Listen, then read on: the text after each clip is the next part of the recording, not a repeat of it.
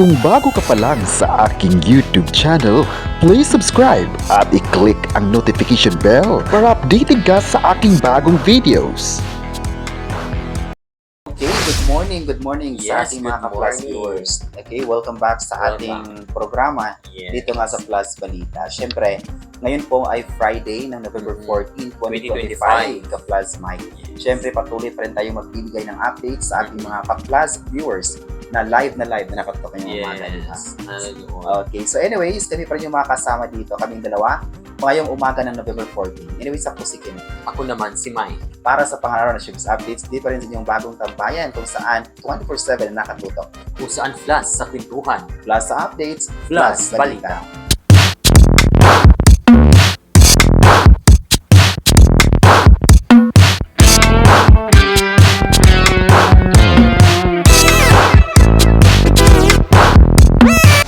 Again, good morning. Yes, good morning. Okay, good morning din ka Plus Mike. Okay, Okay. syempre, ngayon pong umaga ng November 14 ay tutok na tutok talaga yung Yung mga mga viewers. viewers natin.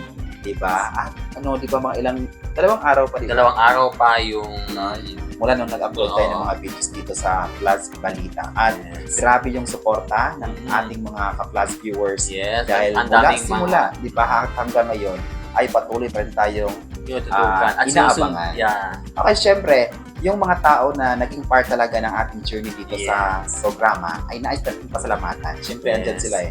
So, nais natin shout out. Yeah, Diba? So, shout out muna to ka-Plus Mike. shout out to Maria Rothman. So, thank Okay. you po. So, babasahin ko po yung kanyang komento. Oo. Sabi niya, "Hello, I'm Maria Rothman. I'm from Denmark. I'm watching your program right now. I'm a Filipina. I love Kim Chu very much." Okay, so talagang love na love si Kim Chun. Oo. Kasi si Paula Vilino. Oo. Diba? Isa din tayo sa mga inaabangan kasi nga sa Kim Pao. Mm. Okay, yes, so may iba pa, Yes, ang ka-Plus shout out Mike. pala kay Vivian Karai. Yes, na Then palagi. kay Oo. shout out din Norma Dayan. kay Norma Dayan. Ano sabi niya? Ang sabi niya is good PM. Well, who is that? Wow, Jean Parang Janine. Parang tungkol ito sa sa Yeah. topic na pinag-usapan natin last time. Oo. Okay, so salamat Vivian at saka Salamat. Norma Dayan Norma at saka Dayan si at Maria Rothman. Okay, sa patuloy na pag-suporta niyo dito sa aming Yes. programa. At ngayon pong umaga, ipatuloy nating ibigay yung mga bagong updates dito ka Plus Mike at syempre, sisimulan mo na yan sa ating unang chika. Yes. So ito yung unang chika natin ngayong umaga. Kim Chu at Paulo Abilino, gustong-gusto nila katrabaho ang isa't isa. Wow, kasi nga parang sa isang interview, sinabi ni Kim Chu at Paula Pilina na, di ba, na gusto lang makatrabaho ng isa't isa. Na parang ayaw nilang ayaw nilang mabuwag yung kanilang tandem. Yes, parang yung gusto lang mailing talaga. Yeah. Diba? Yung dalawa sa mga susunod na proyekto. At kaya naman, yung mga, ka-Plus Mike, yung mga komento ng ng mga fans ay talagang nakakagulat din, di ba? Kasi nga, kahit may mga intriga yung Kim Pao, pero patuloy pa rin lang sinusuportahan ito. Hindi talaga nila iniiwan. Yes. At saka yung chemistry ng Kim Pao ay talagang nakakabilib. Nakakabilib. Diba? Kaya nga, marami sa mga fans din ng Kim Pao ngayon ang proud sa ipinakitang galing ng dalawa sa kanilang proyekto. Lalong-lalo na ang si Alipay na ngayong araw ay mapapanood din nila sa Prime Video. Parang ito yung final episodes na ba ito? Parang 1 week na sila 1 week na sila sa Prime Video. At talagang tinututukan, di ba? Ang kanilang mga episodes at ngayon pong kasi bawat episodes paganda ng paganda yung intense, di ba? Intense yung mga eksena kasi nga napanood na yung full trailer ka Plus Mike at saka marami sa kanila ang nag-aabang. Yung nabitin. At gusto nila mapanood talaga yung full na talaga na. Yes. Kaya nga, yung mga Kim Pao fans talaga ay sinabi nila na yung chemistry talaga ng Kim Pao ay grabe. Na hindi mo sukat akalain na noon, parang pang-apat na project ito na magkasama sina Kim at Paulo. Pero yung positive na feedbacks or komento ng mga fans ay talagang nakakagulat, di ba? At proud tayo ka Plus Mike na may mga ganong komento yung mga fans. Yung mga fans, di ba? Kaya nga, mismong si Paulo at si Kim Chu ay sinabi nila na grateful sila na makatrabaho. Yung isa't isa, di ba?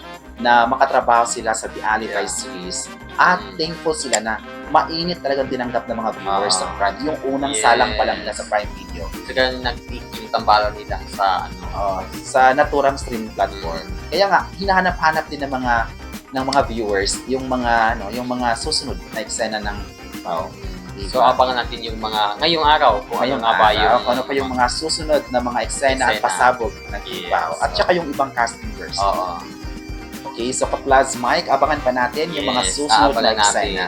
Diba? So ngayong araw, ito yung pangalawa na yung pagpapalabas ng Daily Buy series sa Prime Video. At I'm sure na magti-trending na naman ito ngayong Oo. araw.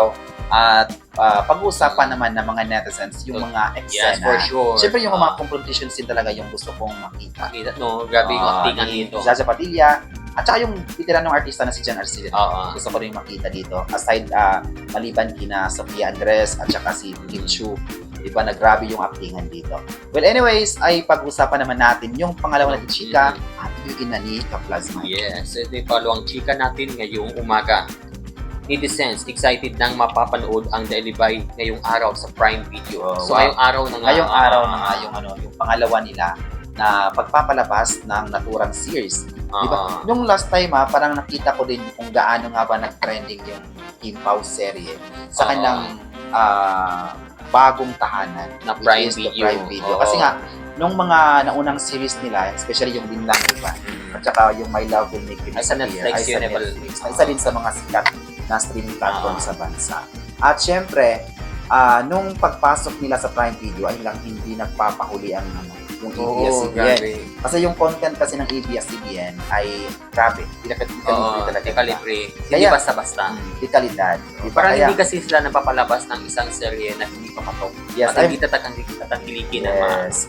Yung quality talaga yung na kanilang mga contents Oo. ay isa din sa mga hinahangaan ng mga viewers. kasi grabe yung mga quality nila. Yes. Diba? Ang At ganda ng nakita pagkaan. nila sa pagsalang ng The Alibay na isa din sa mga dikalidad na serye ng ABS-CBN na ipinasa sa Prime Video. At Oo. ngayong araw nga ay mapapanood pa rin nila yung The Alibay. Yung Daily Buy, yung pangalawa ng Salang na. Sala. So marami pang mga tagpo ni na Stella Marie at Vincent, Vincent. tsaka ni Sofia Andres. Yes. Kasi nga, di ba? At papasok din dito si Rafael Rosel. So kasi kayang parang yun? hindi pa napalabas yung character niya dito. Parang abangan pa rin Ah. natin. Kasi nga, parang bawat eksena ay talagang kakapitan mo. Oo. Di ba? Kasi nga, Kasi di ba nung last yeah. time sa Plus Mike, sinabi natin na may mga aabangan pa yung mga viewers aside sa mga papasok ng mga karakter. Oo. So may mga bago pang So abangan sino pa yung Yes, of course. yung Abangan mga natin. dekalibre. Kasi nga, mga decalibreng artist na pasok na sinahugan talaga Oo. yung Kimpaw. Kaya nga, mas naging kakaabang-abang pa rin yung The Alibay. Diba? Ako grabe. Hanggang ngayong oras ngayong Ay, umaga, talagang talagang pinag-usapan Oo. ang Trending. The Alibay. Oo. At trending na trending ngayong umaga ng November 14 ang hashtag Yes. The Alibay Prime Video today. Excited na tayong lahat na mapanood yung pangalawa ni Nasalang sa Prime Video.